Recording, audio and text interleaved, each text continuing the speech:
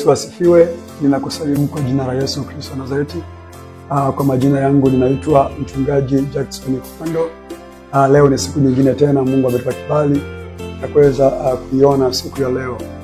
Mungu akubariki sana wewe ambaye unaendelea kunifuatilia, lakini kama bado haujasubscribe na kuomba usubscribe channel hii ili kwamba uendelee kuwa mwanafamilia wa huduma hii. Kama hujafanya hivyo kubariki.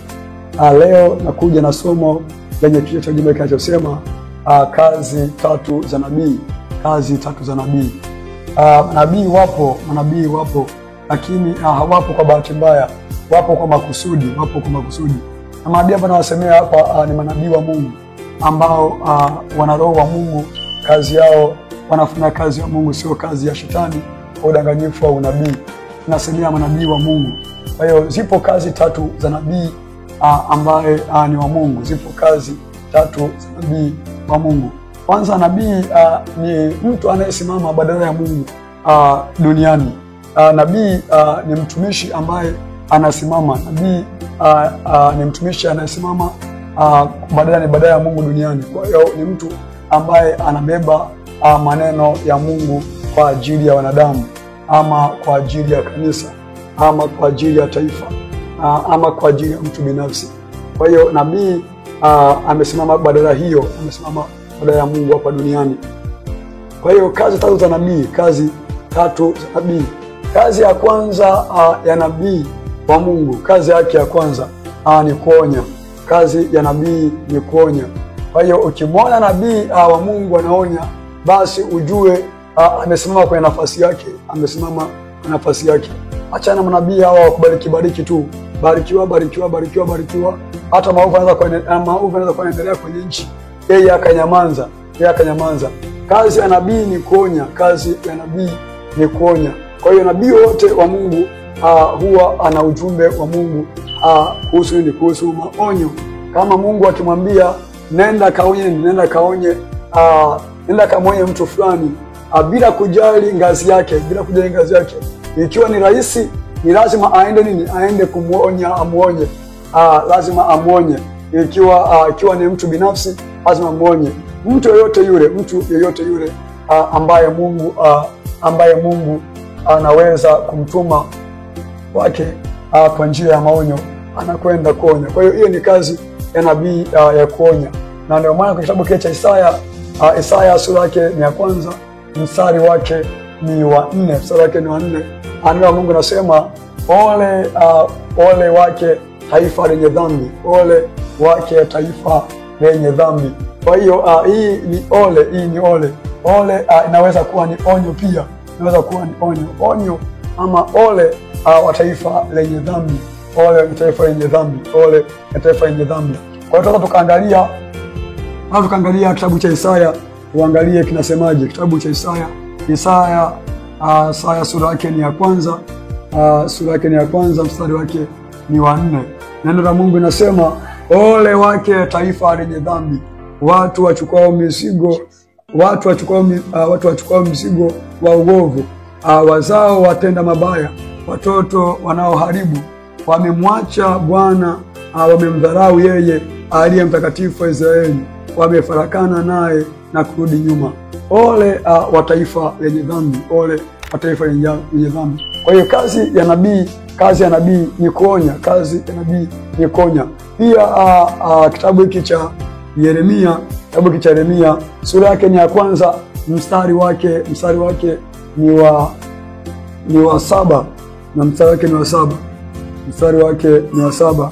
Neno la Mungu nasema, lakini Bwana akaniambia, usiseme mimi ni mtoto, maana utakwenda kwa kila mtu nitakaye kutuma kwake, nawe utasema kila neno nitakalo kuamuru. Kwa hiyo hii ni kazi ya nabii. Kwa hiyo nabii anapokea maelekezo ya Mungu. Kwa hiyo kama Mungu atamani kusema na mtu binafsi, iwe ni kwenye serikali, iwe ni kwenye kampuni, ama ni mtu binafsi, nabii anaweza akatumwa na Mungu kwamba akamonye mtu fulani. Mtu mwingine pia ambaye tunamwona kwenye Biblia, ambaye alienda kumonya alienda kumwonya Daudi juu ya dhambi ya ile aliyoitenda juu ya mke nini, juu ya mke wa Uria, juu ya mke wa Uria. Kwa hiyo alimtuma, alikuwa nabii, alikuwa anaitwa Nathani, nabii ambaye aliyotumwa kwa Mungu aende kumwambia Daudi juu ya dhambi ile ya aliyoitenda juu ya mke wa Uria. Kwa hiyo kazi ya nabii ni kuonya. Kazi ya kwanza ya nabii ni kuonya. Kazi ya pili ya nabii, kazi ya pili ya nabii ni kutabiri. Hii ni kazi nini? Hii ni kazi ya pili ya nabii. Ni kutabiri. Kwa hiyo kazi ya nabii, anatabiri. Nabii ni muonaji.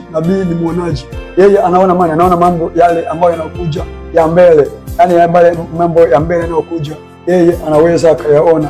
Kwa hiyo kazi ya nabii pia ni kutabiri. Kazi ya nabii ni kutabiri. Na kwenye hili kila mmoja anaweza akaniunga mkono, asiweze kubisha. Kwa hiyo kazi ya nabii ni kutabiri. Kazi ya nabii ni kutabiri kile ambacho kinachoweza kuendelea, iwe ni kwako kwenye taifa. Yeye kazi yake anaweza akatabiri, Pia kazi ya nabii, ni kupokea kazi ya nabii ni kuelekeza. Kazi ya nabii ni kuelekeza. Pale mtu anapoweza kwenda kinyume na mambo ya Mungu au na neno la Mungu, kazi ya tatu ya nabii ni kuelekeza. Anaweza akamwelekeza. Unaona, tunamwona mtu mmoja kwenye Biblia, kwa kitabu cha Matendo ya Mitume sura yake ni ya 21 mstari wake.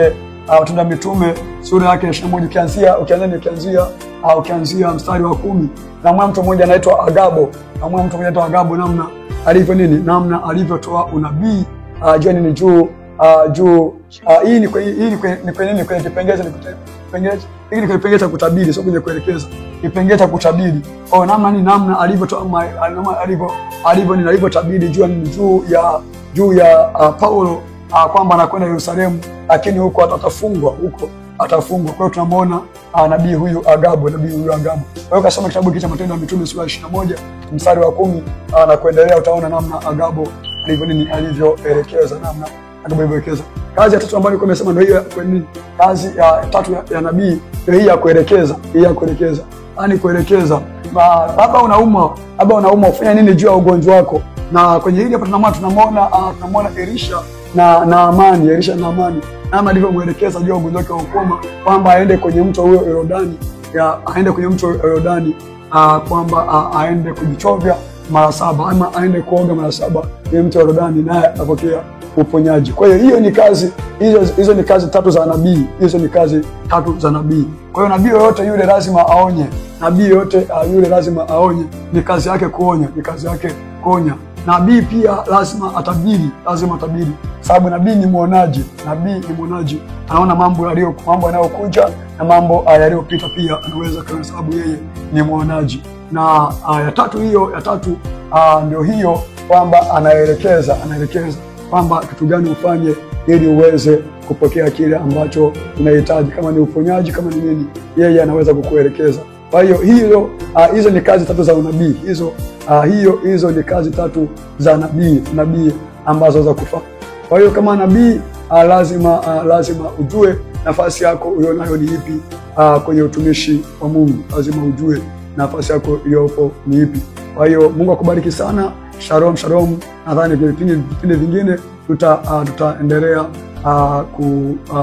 kuonana vipindi vingine kadri Roho Mtakatifu atakavyoendelea kutufunulia, ili kwamba tuendelee kufundishana. Mungu akubariki sana na kutakia siku njema. Amen.